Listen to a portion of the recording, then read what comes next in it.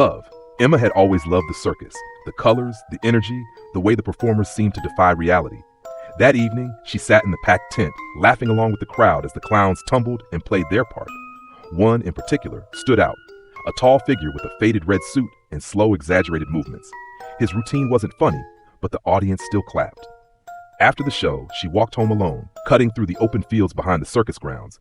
Halfway through, she felt it, someone behind her. She turned. The same clown stood in the distance, motionless. Her heart pounded as she quickened her pace. Footsteps followed. She ran, reached her apartment, locked the door. Silence.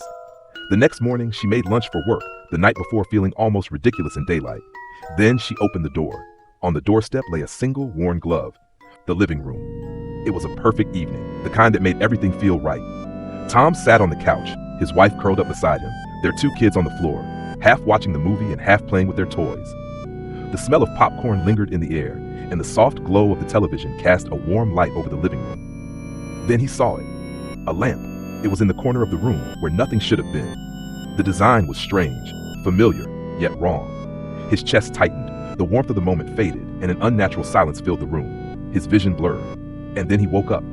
The harsh white light of the hospital room replaced the cozy glow of the TV. Tubes ran from his arms. Machines beeped steadily beside him. His body ached, his throat dry. A doctor leaned over him, relief visible in his eyes. "You've been in a coma for 6 years," he said.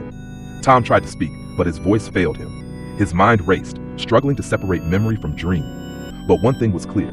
The lamp wasn't part of the dream. The missing armor. Daniel had worked as a night janitor at the city's medieval museum for nearly a year. The job was quiet, predictable, dusting display cases, mopping the grand hall, making sure nothing was out of place. Tonight was no different.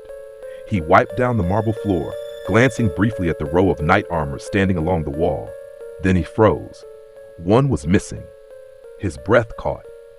He was sure there had been 6. His pulse quickened as he scanned the dimly lit hall.